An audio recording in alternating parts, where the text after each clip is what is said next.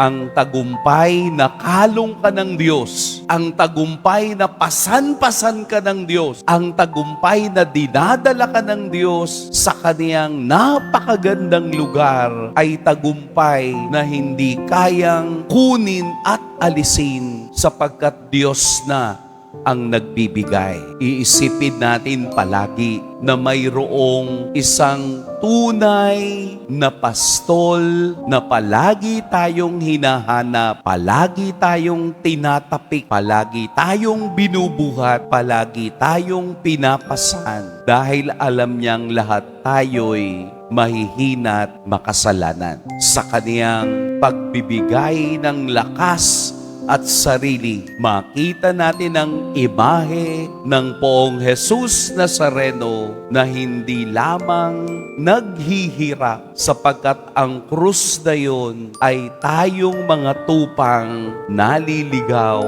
at ibinabalik sa tamang daan. Mag-iingat po kayo ngayong araw. Pagpalain tayo ng Poong May Kapal.